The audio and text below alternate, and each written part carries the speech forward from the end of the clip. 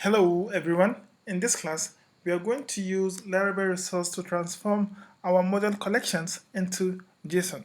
Okay, so let's create our student resource. So we go to our terminal and do PHP artisan make resource make resource student. So if you go all the way to app http resource, you are going to see our student resource.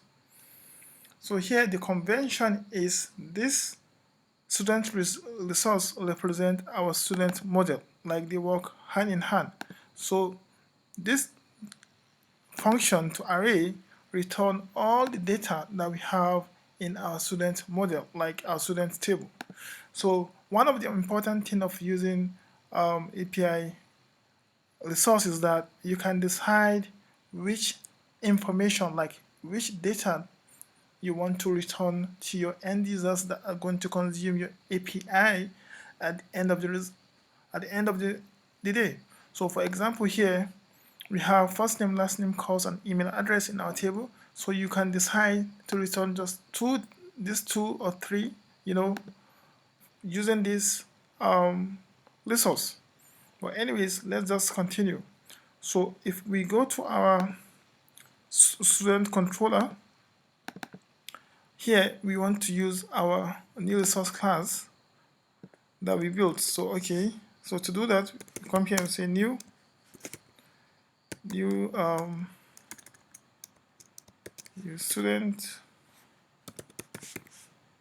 use student resource, and of course we have to import it. So to come here, the namespace, let me just come here. The namespace is app resource and then student. Let me copy it and just put it here. Sorry, we have to use like this, and then student. If you notice that the names here are correct, and sorry, our student model and our student resource name are of the same thing, so we have to make one unique. So let's make this one unique. Okay, so we are saving it as this. So I think that is all. So let's run our test again and see what we are going to get. And don't forget to run our test, you have to go to vendor bin php and you have to point to this controller. Okay, so let's run our test. So now all our assertion and our test pass and 5 assertion. So let me tell you what I mean by using our resource class. It's our resource class again. Yeah, this is our resource class. Let me come here. Let's print out the response here. Let's just dump it. Let's dump. So if you dump and come here and test again, let me clear test. So here we are dumping all our collections, all our results, and if you go all the way, you see that we are returning first name, last name, course, email address, created ad, and updated ad. So let's say, for example, we don't want to return all this information to our end users that are going to consume our API.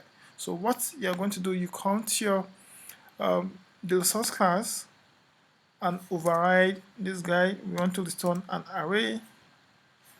So let's say we just want to return the ID. The ID like this, we want to return the ID for them. So it's going to be this.id and name, first name, we want to return the first name and then the last name. So let's say we want to return first name and then our last name. Okay, just this 3 information, that's what we want to share with our end users consuming our API. So if we come here and test again, let me clear and then test. Let's run our test. So if you come all the way up ahead, so here you see the content here that we are returning. We are returning just the first name, last name, and the ID.